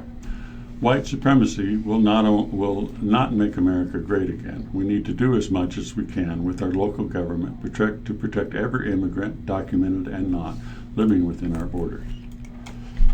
From the Public Pulse, David McLeod of Omaha writes, "With implementation of the new city rental housing inspection ordinance, Mayor Gene Stothert is required to add funding to the city budget to accommodate 4 or 5 new inspectors and probably a new administrator. Many of us hope the mayor sees this as a high priority. Also, coincidental with the possibility of major violations being found in some rental housing, alternative housing contingencies will be required for displaced tenants.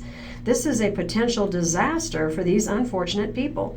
An adequate alternative contingency fund might be arranged between the city and perhaps several of the local charity organizations to address this potential problem in advance. This might be a good idea for smaller rental property businesses as well to allay a similar problem. The Yale Park incident is still fresh in many people's minds." Betty and Jerry Golmanovich of Omaha write, "If you have never been to the Ralston Community Theater, now is definitely the time to go. The theater's version of Beauty and the Beast is filled with all that one could expect from a live theater performance. There's still time to buy tickets through July 28th for weekend performances. Go and enjoy."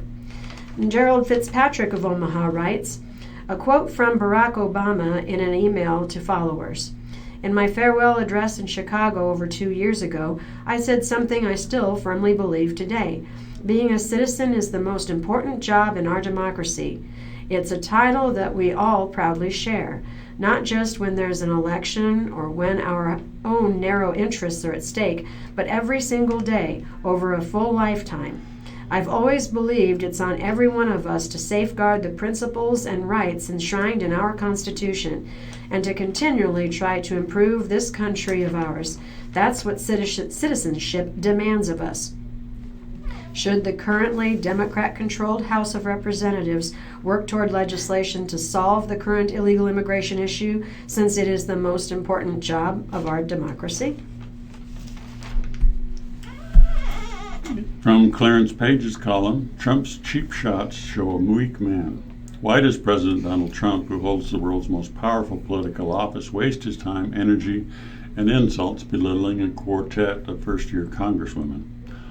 On Sunday, the president unleashed his now notorious tweet storm on the four Democratic congresswomen, Alexandria Ocasio-Cortez, Ilhan Omar, Ayanna Pressley, and Rashida Tlaib, known as the Squad in Capitol Hill circles. A lot of people say it's because he's a racist or a sexist or a misanthrope with daddy issues. He may be all of those things, but I think the main reason is simpler than that. It's because he's weak, very weak, and he knows it. His White House has no legislative agenda. After the departure of Alexandra Acosta as Secretary of Labor, Trump has more than a dozen high-level acting officials leading in such areas as the Department of Defense, Department of Homeland Security, and the U.S. Customs and Immigration and Customs Enforcement. He's no closer to abolishing Obamacare, building a wall on the Mexican border than he ever was, even though he has claimed falsely at rallies that the wall already is being built. It is not. But he shows his weakness most vividly in his angry tough guy act. We see it when he bullies the less powerful with empty threats to distract from his presidential shortcomings, trigger the liberals, and give his support base a thrill. Bullies, as his parents should have taught him long ago, are cowards inside. They don't want to fight. They only crave the feeling, however groundless and deluded it may be, that they have won.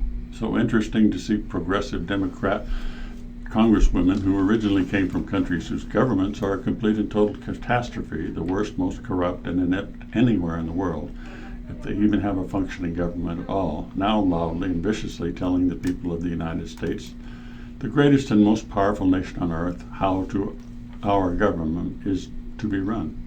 Yes, Mr. President, members of Congress are telling people how our government should be run. That's why people elected them. But it's not part of Trump's job to declare, as he's then typed in the same tweet, why don't they go back and help fix the totally broken and crime-infested places from which they came?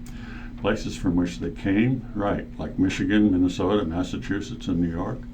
Go back where? Is he too lazy to bother with learning anything about the people whom he insults before he insults them? And continuing with the public pulse, Dan Brown of Bennington, Nebraska writes, in Ashamed of Trump, in the July 10th edition of the Public Pulse, Sharon Walton did not say she was ashamed of President Donald Trump, but was ashamed of living in America. Perhaps she should consider moving to another country like Korea, China, or Russia to live unashamedly. I am a veteran, and I have seen many countries in the Far East, and I would never bash America for living here. As for Trump's waste of money on the 4th of July celebration, the cost might appear extravagant, but the scene of the mall and the planes flying overhead and the number of people present all speaks to the popularity of the events. The millions spent on Robert Mueller's Russian investigation could also be called a waste, since no collusion or obstruction was ever found or verified. All investigations, the subpoenas by Congress, could also be labeled a waste of money because of all the costs associated with the fees being paid to lawyers. I am proud to be an American, and I stand behind this president and all previous presidents who have served as our commanders-in-chief. I have not always agreed with some of their policies, but I have always honored the position of the President of the United States. And finally, Henry and Mary Bergensell of Council Bluffs writes, just wanted to thank the nice lady at the Outback restaurant on Cass Street in Omaha on July 11th who bought the two 92-year-olds their lunch. Didn't get her name, but wanted her to know it was greatly appreciated and warmed our hearts to know that there are still wonderful, caring people in this world. Thank you from the two 92-year-olds. And moving on to today's living and entertainment from Jan Blackstone's Ex-Etiquette column, Mom overwhelmed after the breakup. I broke up with my daughter's father 6 months ago. She is 6. I am at a loss on how to do this myself. I have no one to ask for help. I'm overwhelmed. I don't know what to do. What's good ex-etiquette? First, good for you for reaching out. Adjusting to raising a child by yourself after a breakup is a huge undertaking. The breakup is devastating, but then having to put on a happy face for your child when you feel like you just want to check out, that deserves an Academy Award. I bet you feel overwhelmed. We have all been there. I certainly know I have. Considering how down you feel, this may sound like a silly suggestion, but I'm going to refer you to the 10 rules of good ex-etiquette for parents. I thought long and hard about the most common pitfalls parents face when compiling the list, and included ask for help if you need it as the second rule, right after the primary rule, put your children first, for a very good reason. Parents in your position need help, and after the craziness of a breakup, often have no idea where to turn. They agonize like you, they feel overwhelmed like you, and so the most logical place to look for help is the last place they look, their child's other parents. It sounds illogical, I know, reaching out to someone from whom you're trying to break away. Some even feel this attitude postpones your period of adjustments. That said, it's also healthy and imperative to work on your independence and build a new support system. Places to look: your child's school. Your daughter's teacher may know of other parents in your position that need help. Carpool, start a babysitting co-op. Most churches and temples have divorce recovery programs that offer support and are great places to network. Friends and relatives. Personally, my best friend knew what I was going through and stepped up. I will never forget it. I met her because our daughters were in the same class in kindergarten. Those daughters are now 27. Many build lifelong relationships with the parents of their children's friends. Online. Bonus families, as well as other organizations, offer online communities where you can vent and ask for directions. Look for Bonus Families or X-Etiquette page on Facebook for starters. And finally, think outside of the box. Strangely enough, as time went on, I cultivated a friendship with my bonus kid's mother, and we became each other's primary go-to person when they needed help. I know it feels dark now, but time does heal. One foot in front of the other. That's good X-Etiquette. Life moves in a circle, the Lion King tells us, and increasingly, so does studio movie making. The following is a review of The Lion King by Jake Coyle of the Associated Press. Close on the heels of live-action remakes of Aladdin and Dumbo, and on the precipice of a reborn The Little Mermaid, The Lion King is back too. Round and round we go. The remakes have themselves been a mixed bag, offering some combination of modern visual effects, fresh casting, and narrative tweaks to catch up more dated material to the times. Don't count on a new Song of the South, but much of the Disney library will soon have been outfitted with digital clothes for the internet era. It's easy to greet these remakes both cynically and a little eagerly. In the case of The Lion King, the songs are still good, the Shakespearean story still solid, and, well, Beyoncé's in it. And yet, Jon Favreau's The Lion King, so abundant with realistic simulations of the natural world, is curiously lifeless. The most significant overhaul to an otherwise lavishly similar retread is the digital animation rendering of everything, turning the film's African grasslands and its animal inhabitants into a photorealistic menagerie. The Disney worlds of cartoon and nature documentary have finally merged. It's an impressive leap in visual effects, which included Favreau, cinematographer Caleb Deschanel, and VFX chief Rob Legato making use of virtual reality environments. Some of the computer-generated makeovers are beautiful. Mufasa, the Lion King, voiced by James Earl Jones, is wonderfully regal, and his mane might be the most majestic blonde locks since Robert Redford. And the grass stalks of the Pride lands shimmer in the African sunlight. But it's a hollow victory.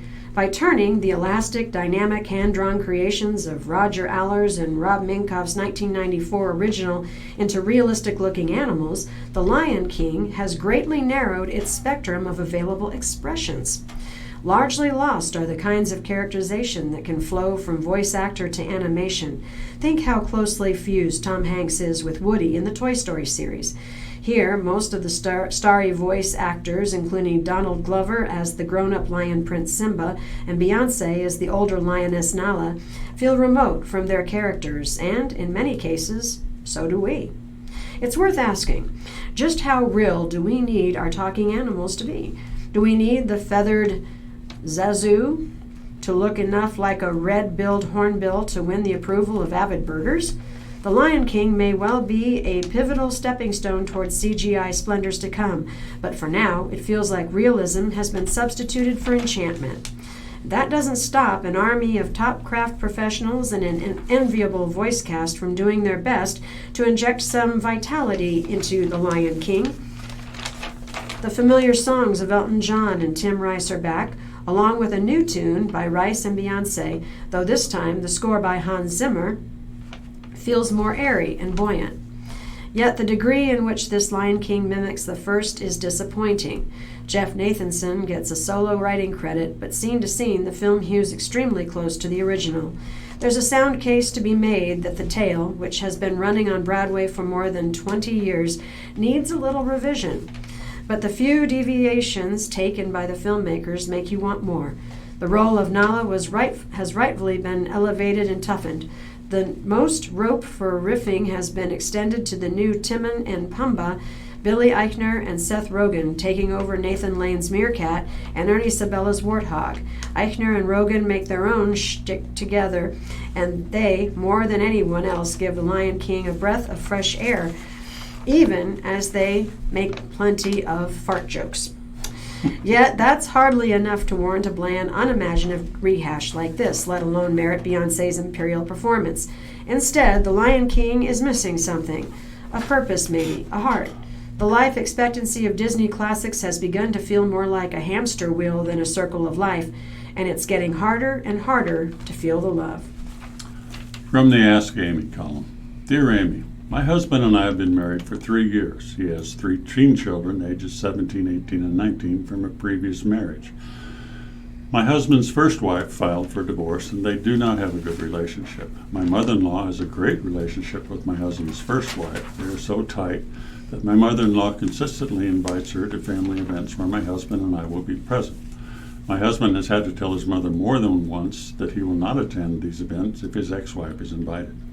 My brother-in-law and his wife have also had to tell my mother-in-law that they will skip family events if the ex is present. Recently, 2 of my husband's kids graduated from high school. They went to dinner with their mother, stepfather, and my husband's parents afterward. My husband and I were purposely excluded. My mother-in-law thought it was perfectly fine that we were not invited. If my husband and his ex have a disagreement over something, my mother-in-law automatically takes his ex aside and dismisses my husband. My husband's ex has created an alternate version of events which she shares freely. I want to make sure we aren't just being petty or immature for being so upset by my mother-in-law's relationship with his ex. If my husband and his ex-wife had an amicable divorce and were able to be friends afterward, I would support a friendship. I can also understand why my mother-in-law would want to be civil to his ex-wife for the sake of the kids, but she treats my husband's ex better than she treats him or me. My mother-in-law has told my husband that he is not allowed to dictate with whom she associates. I can understand, but is it wrong for us to expect that there should be different boundaries in my mother-in-law's relationship with my husband's ex-wife? So I'm just the second wife. Dear second wife, your husband should never discuss his ex with his mother. He needs to remove the fuel that seems to fan her disruptive flame. You and he should focus on your own relationship, and your mother-in-law should not be included as a party to your marriage. If she treats both of you badly, a natural consequence would be for you both to avoid her. You and he should focus on building the best relationship possible with his children. Never discuss their mother in a negative light, and don't involve your mother-in-law in the decision-making concerning the children. She has the right to associate with anyone she chooses. You also have that right. And dear Amy, I have a true first world problem, but it's still a problem. Our daughters play soccer 3 nights a week. We live in a climate where there are lots of mosquitoes. We bring bug spray to our games, and my husband and I discreetly apply it. Every game, once a week. The family sitting beside us, a different family each time, not known to us, and usually from a different town, will complain about those damn mosquitoes. Should we stock up on mosquito repellent and spray everyone shown down at the games, or should my husband and I just keep applying it discreetly, saying mosquito free? Dear mosquito free, first of all, you should not proactively spray anyone down. Some people might prefer griping and swatting to being spritzed with chemicals. Your home turf might be especially mosquito prone, and so visiting parents would not proactively bring repellent. Yes, it is kind and neighborly to offer visitors to your field some bug spray. If members of your own team's parent group want to use bug spray, you can offer them a tip of the can. Unless this becomes an unusual burden for you, it is not enabling, but generosity. All right, moving on now to business news. Omaha-based railroad hauled less freight but cut its expenses by 7%. Union Pacific delivered 4% more profit in the second quarter, even though it hauled less freight because it cut its expenses by 7%. The Omaha-based railroad said Thursday it earned $1.57 billion, or $2.22 per share, in the quarter. That's up from $1.51 million, or $1.98 per share a year ago. The results, aided by Union Pacific's operational changes, beat the $2.12 per share that analysts surveyed by Jack's Investment Research expected. The railroad said revenue declined 1% to $5.6 billion in the period, which still beat street forecasts of $5.58 billion. Union Pacific CEO Lance Fritz said the economy still appears okay with a strong jobs market and decent industrial growth, but it has weakened some. Clearly, it is softening from where it was a year or a year and a half ago. But there's still growth opportunity and potential, Fritz said about the economy. Union Pacific cut its expenses by 7% to $3.3 billion in the quarter, and that helped it deal with a 4% drop in the shipments it handled. Union Pacific has been working to streamline its operations by running trains on a higher schedule so it can use fewer locomotives, cars, and employees to move the same freight. The company operates 32,400 miles of track in 23 western states. They are definitely making solid progress in the transformation of their network, said Jeff Window, an analyst with Edward Jones. Union Pacific is earlier on in the reform process than some other railroads, so it was better able to offset lower volumes with cuts. CSX Corp., which started implementing similar reforms more than 2 years ago, reported a 1% decline in quarterly profit earlier this week. Union Pacific said it expects to handle about 2% less freight during the second half of the year, but that decline should be offset by additional cost reductions. The railroad expects that its workforce will be down 10% at the end of the year, and the company expects productivity gains of at least $500 million over 2019. Shares of Union Pacific rose 5.9% Thursday after this earnings report. Calf operation is targeted. An animal rights group on Thursday leveled allegations of abuse at a Nebraska-based dairy operation. Animal Equality said in a news release that it did an undercover investigation at Summit Calf Ranch in Rising City this winter and uncovered shocking scenes of animal abuse. Summit Calf Ranch is a calf-raising operation owned by Tull's Dairies, which is based in Butler County and has operations in Nebraska and Wisconsin. According to the Animal Equality report, its undercover investigator witnessed numerous instances of calves freezing to death or enduring frozen limbs after they were left outside in temperatures well below freezing. The group also alleged that workers jabbed and hit calves with sorting sticks and hot rods, allowing dogs to bite the calves, failed to provide veterinary care to sick calves, and also performed procedures on the calves without using pain medication. Our investigation into Summit Calf Ranch revealed a shocking lack of meaningful care provided to baby calves, Sean Thomas, International Director of Investigations for Animal Equality, said in a news release. We documented sick newborns surrounded by their already dead pen mates in an area referred to as the hospital, where they were left to die for days and in many cases finally die. In a statement, Tull's Dairies owner Todd Tulls said the company takes animal welfare very seriously and has a strong commitment to animal care, and trains employees in industry best practices for humane and ethical treatment of animals. However, this past winter presented farmers with some of the most challenging weather conditions faced in decades. The prolonged extreme cold temperatures presented an unprecedented demands on normal operations. In spite of these difficult circumstances, this video shows our workers handling animals in a way that indicates they were attentive to their needs and following proper guidelines. He said the company is having the Summit Calf Ranch operations reviewed by outside experts and will provide additional training and improved protocols if necessary to ensure that our staff continues to provide the highest animal care standards in the industry. About 10,000 live-in child care workers from around the world will share in a class action settlement in a case that challenged whether they should be treated as employees entitled to minimum wage or members of the family learning about the United States while helping out at home. U.S. District Judge Christine Arguello gave final approval to the $65.5 million deal Thursday during a hearing in Denver. saying the payments to au pairs who filed claims by the May deadline would average $3,500 each. About 160,000 au pairs who came to the United States to work from 2009 to late 2018 under J-1 visas were identified as having the potential to receive money under the deal announced in January. Notices were sent to almost all of them, but about 10,000 filed claims by the May deadline. The settlement also requires that 15 agencies authorized by the U.S. State Department to connect au pairs with families notify both parties going forward that au pairs can negotiate to be paid more than the minimum of $195 a week. The minimum payment is based on the federal minimum wage of $7.25 an hour for 45 hours of work, minus a 40% deduction for room and board. The agencies, the only ones that sponsor au pairs when the suit was filed, did not admit any wrongdoing. The lawsuit, brought by 11 au pairs from Colombia, Australia, Germany, South Africa, and Mexico, claimed that the agencies colluded to keep their wages low, ignoring overtime and state minimum wage laws, and treating the federal minimum wage for au pairs as the maximum they could earn. Toys R Us plans 2 new stores this year. From New York. The first 2 new Toys R Us stores, one in Texas, the other in New Jersey, will open in November as part of a small comeback of the defunct iconic toy chain in the U.S.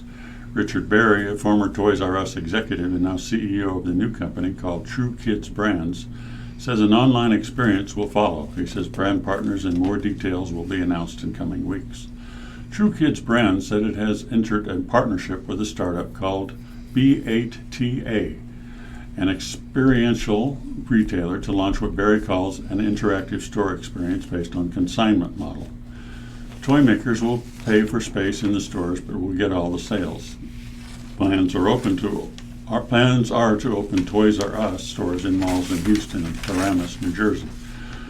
The first 2 locations will be about 6,500 square feet, with stores opening later to be about 10,000 square feet. Barry and several other former Toys R Us executives founded True Kids in January and are now managing the Toys R Us, Babies R Us, and Joffrey brands. Toys R Us generated $3 billion in global retail sales in 2018. Barry says a sizable business is still up for grabs, despite many retailers like Walmart and Target expanding their toy aisles.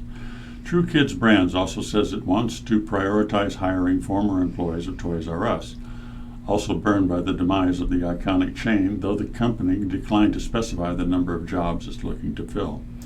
A worker advocacy group called United for Respect says it has established a process where appointed employees will meet semi-annually with the new joint venture of the corporate board of directors and top executives to collaborate on workforce-related issues.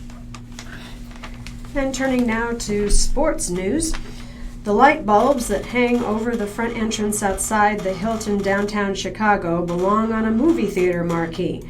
They're big, round. They might have been plucked from the mirror of a Hollywood actress's dressing room.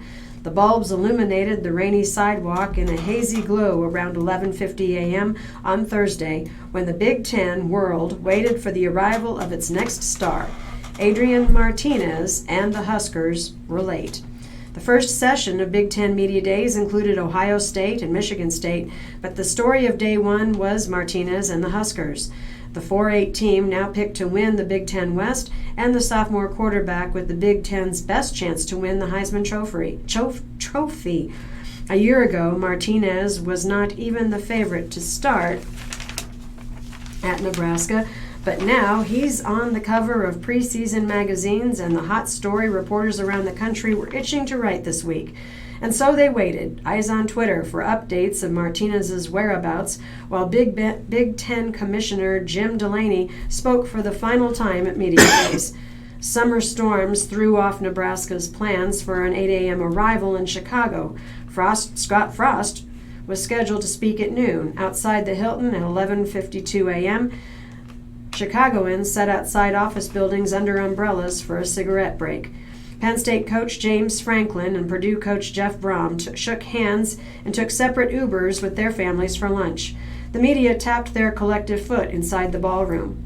At 11:54 a.m., the jet black Chevy Suburban rolled up.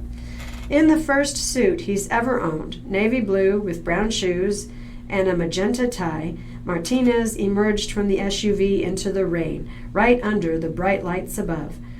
Last year at Media Days, it was the Frost Show. Where he moved, the story moved, and surrounding him were storylines and fastballs of quotes, quoted in Confidence and Culture Change.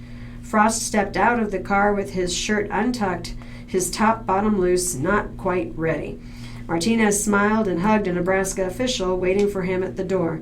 He collected his luggage from the back seat, buttoned his coat, straightened his tie, and walked in. To be continued.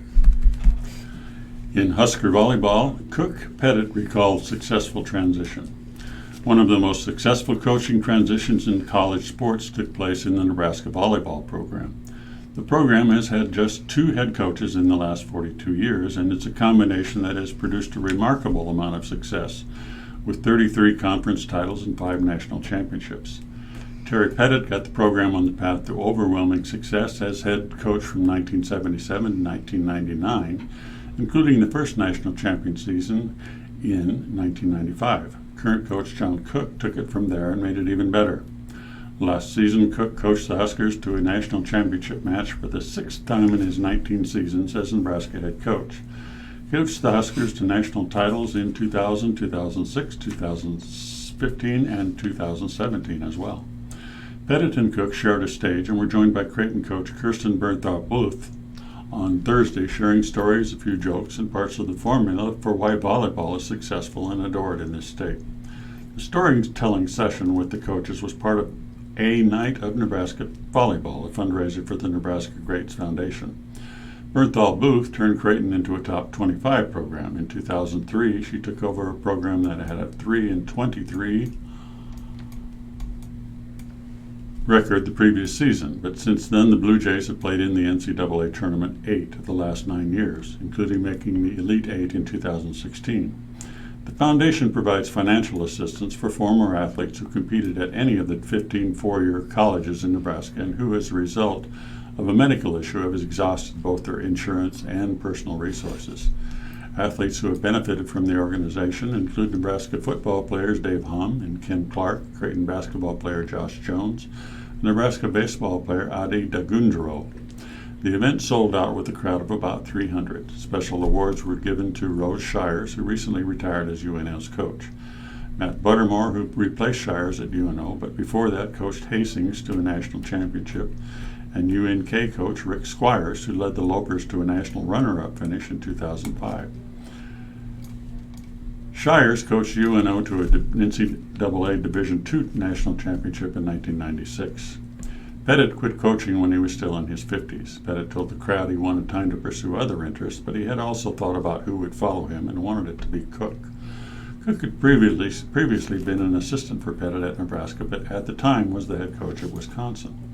I probably pushed it ahead a year or two because I felt John was the best person for it, and I knew if he continued that he would get a team to the Final Four and Wisconsin would wake up and we would have difficulty getting him back, Pettit said. Cook knew it was a big job to follow Pettit, but wanted to see how he could do.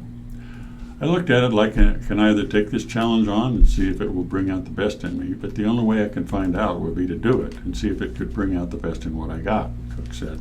That's how I looked at it, and that's why I try to instill in our players is to take the toughest road, because that's when you're going to find out if it will bring out the best in you. All right, the continuing saga of the Nebraska appearance in Chicago. Nebraska boarded the charter plane around 7:30 a.m. and took off at 7:48 a.m., leaving behind a warm, humid Lincoln morning. In the air over Iowa, Frost told stories on the plane to pass time. Martinez, Muhammad Berry, and Khalil Davis hung on his every word in the stuffy cabin. Beyond the heat, the flight seemed normal. The turbulence hit about an hour after takeoff. At about 8:30 a.m., the plane lurched violently, and the pilot turned around, landing at 9:08 a.m. in Peoria, Illinois, 161 miles from Chicago. At 10:14, they boarded again, this time set for Gary, Indiana, where they would then have to drive 31 miles to the Hilton. Above the thunderstorms, the plane bumped along. "The bumpiest plane ride," Barry said. "I was shaking the whole time," Davis said. While descending, the drop came, the worst of them all, the one that hours later would still give Barry goosebumps. "The longest drop I've ever had," Davis said. "The plane sunk down in the clouds, and the stomach aches inside the cabin, and the stomachs, that is, inside the cabin sank." Barry grabbed his seat and the wall and wailed. Panicked, Davis looked over at his quarterback. Martinez was laughing. "He was calm the whole time," Davis said. "Didn't really bother him much." After becoming the first true freshman to start a season opener in Nebraska's history, and after gaining more and more notoriety over the past 12 months, Martinez is made to handle the pressure and turbulence of his position. Which is why, after putting on suits in the airport bathroom in Gary, and after the professional driver hired by the university turned a 45-minute drive into 30, Frost told the room full of media he wouldn't trade Martinez for anyone. "He's a good player, as good a player as we have, and as good a player as a lot of people have around the country," Frost said. "He deserves to be here." 1 year ago, Martinez was just an option. In 2019, he was the answer. He set 11 school records as a freshman and threw for 2,617 yards and 17 touchdowns. He also ran for 629 yards and 8 touchdowns. He understands the offense more now. He admits he understands why Frost calls the plays he does.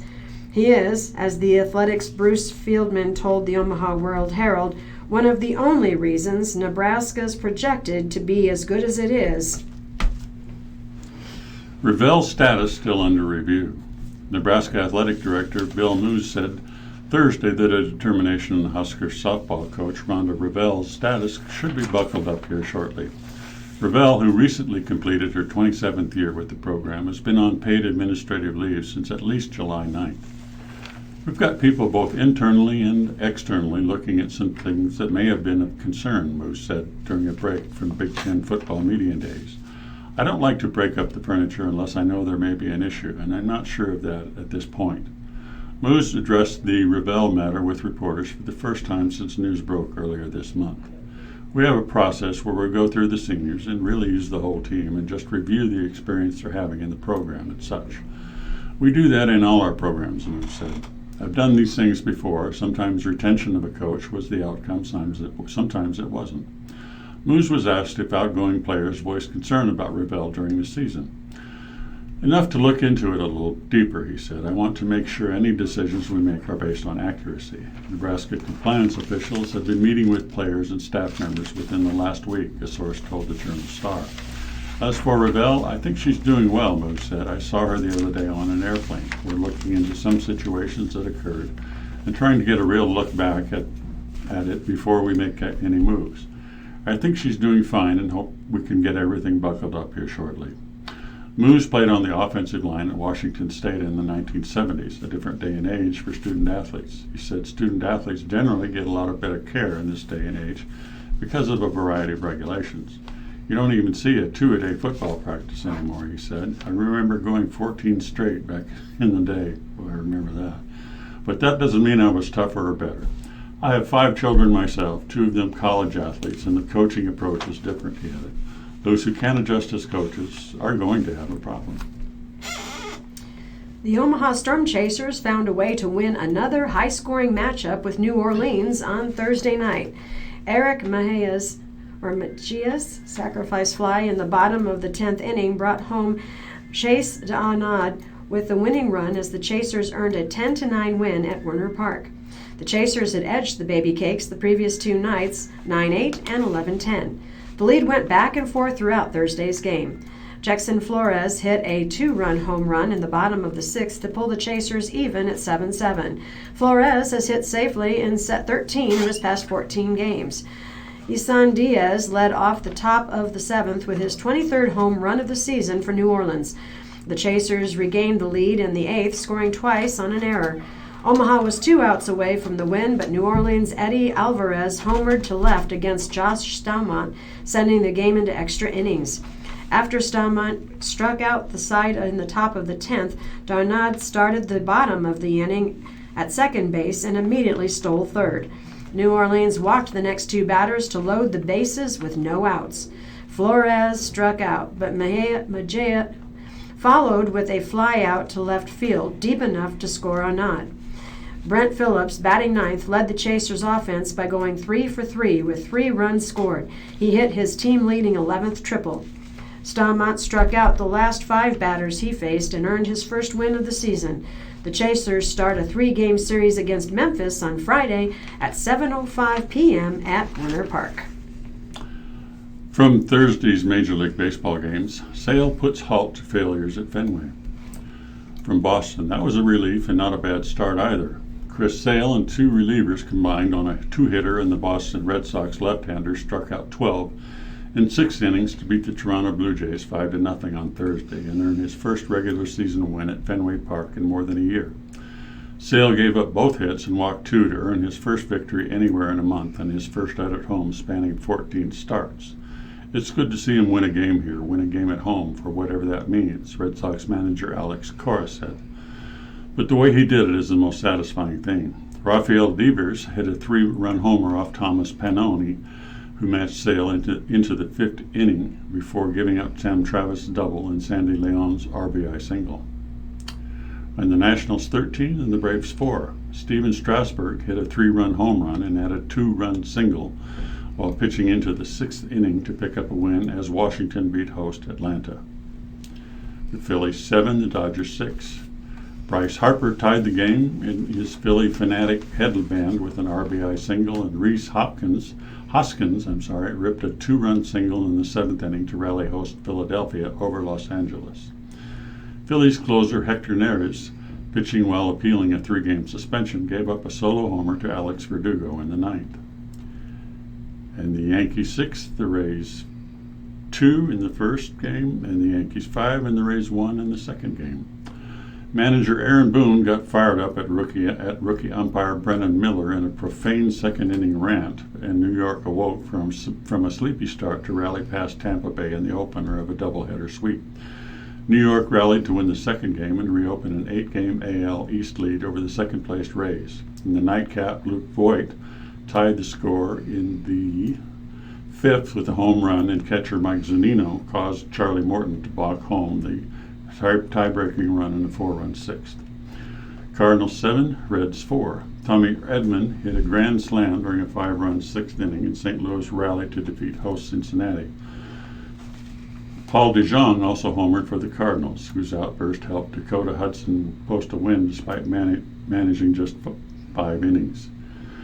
Indians 6, Tigers 3. Trevor Bauer struck out 10 and pitched into the 7th, and Jordan Luplow and Jose Ramirez hit home runs, and host Cleveland beat Detroit for the 11th straight time. Royals 6, the White Sox 5. Chesler Cuthbert and Jorge Soler homered in a 5-run 3rd inning, and host Kansas City completed the 4-game sweep of Chicago. And finally, the Marlins 4, the Padres 3. Brian Anderson doubled home the winning run with 1 out in the 9th inning, and host Miami enjoyed his first walk-off win of the season by beating San Diego. Barney Cotton will not coach for UNLV this season because of health concerns. The former Husker is in Omaha while on the waiting list to receive a heart transplant, according to a UNLV press release. Barney has unfortunately been forced to be away from football and his Rebel family, and we are all keeping him in our thoughts and prayers, UNLV coach Tony Sanchez said. He is a tremendous coach, teacher, person, and a great friend. Cotton has served as UNLV's offensive coordinator and tight ends coach since 2015. Prior to that, he was an assistant with Nebraska in 2003 and from 2008 to 2014. He was Nebraska's interim head coach to close the 2014 season. Cotton, an Omaha Burke graduate, played for the Huskers from 1975 to 1978. He earned second-team All-Big 8 honors in 1978 when Nebraska claimed the conference title. He also had a 3-year NFL career with the Bengals and Cardinals. He has 3 sons, Ben, Jake, and Sam. They all played for Nebraska. Ben and Sam played at the tight end position while Jake played on the offensive line. In Legion baseball, Union Bank looks to cement its legacy. There's a question Union Bank American Legion coach Alex Heidemann asks his team each year. How do you want to be remembered? Union Bank, 19-22, Lincoln Pius X's Legion team is the top seed for the A5 district tournament. that begins Friday at Sherman Field, and the team will look to repeat as back-to-back district champions. There has only been 15 teams within Pius history to win districts in the summer as a Class A team, Heidemann said. Pius baseball has been going on for 40 to 50 years. Only 15 teams have been able to reach the pinnacle. How do you guys want to be remembered? Then you go in and ask the seniors now, who were the seniors when you were a freshman? A lot of them would say, we remember Michael Hellman, guys that have gone on to have success beyond Pius. You ask them what were the standards they instilled in you. Union Bank's Noah Unger had a chance to reflect on that question Thursday as the team had one final practice before the district tournament. Pius X's freshman joined the team for practices just like Unger did as a freshman. Obviously, we want to be remembered as one of the greatest teams to go through Pius, Unger said, winning a district championship, but that's not what is always the most important thing. Sometimes it's being good leaders for the younger guys, setting good examples, and being good role models. Unger has been a staple of what Heidemann, Union Bank, and Pius X try to instill into players. A different kind of confidence and leadership radiates from Unger, Heidemann said about Union Bank's third baseman and pitcher. He's a guy that is going to go out there and give it his all every game, Heidemann said. Unger knows he's always been a quiet person, so if he wants to lead, he is going to show you how it's done through his play. I've never been the most outgoing, Unger said. I think it carries over to the baseball field a little bit. I'm not a huge talker, but I'm willing to give 100% for my team and lay everything out on the line. The field is familiar and daunting one for Union Bank. The A5 district is comprised of all Lincoln Legion teams. Out of the 7 Class A district fields, A5 is the only district that has 7 teams. 5 districts have 16 fields, and A7 only has 5 teams. I believe that this is the toughest, if not the toughest district. Everyone from seeds 1 to 7 is a good quality team. Any one of these guys would be a great representative for us as state from Lincoln. Union Bank will not play until Saturday, receiving a first-round bye, and awaits the winner of Friday's Pinnacle Bank, Lincoln Southwest, with Carpetland, Lincoln East winner. Pinnacle Bank and Carpetland start the tournament at 1 p.m. Former Nebraska receiver Desmornay Pearson L. is getting a second stint with the Oakland Raiders, signing a contract with the team Thursday. Pearson L. previously joined the Raiders for a few weeks in April before being waived. Pearson L. went undrafted after finishing his Nebraska career in 2017. He spent time with the Washington Redskins in training camp before getting released. He then went to the CFL, where he returned punts and kicks for the Montreal Alouettes. Last winter, he joined several other former Huskers with the Salt Lake Stallions of the AAF, which suspended operations before the end of its first season. Pearson L. caught 36 passes for 414 yards and a touchdown for the Stallions. Pearson L. battled through injuries to finish his Husker career with 100 receptions for 1,309 yards and 11 touchdowns, along with 26 rushes for 67 yards. He made his name on special teams, earning All-America honors in 2014 as a punt returner.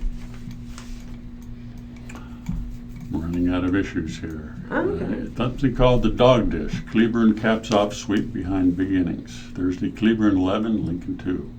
A pair of 5-run innings by Cleburne helped the Railroaders sweep the Salt Dogs in Texas in dominant fashion. Lincoln starter Sharon Martis allowed 5 runs in the top of the second as Cleburne gained a 5-1 advantage after the Railroaders tacked on a run in the 5th. Cleburne came through with 5 runs on 6 hits in the 6th to put the game out of reach. Martis was charged with 10 runs and 9 earned off 11 hits. Sagnerer led off the bottom of the 6th with a home run that was followed by a Grant Buck double. After Hunter Clanen singled with no outs, Nick Rotola laced a 2-run triple that ended Martis' outing. Cleburne scored 2 more runs in the inning against Lincoln reliever Tyler Anderson. Well, it's 12 o'clock and time to end the program. Have a good weekend, and we'll turn the con back to Han Solo in the pilot's chair. Thank you very much, Dan Bright and Rick Miner.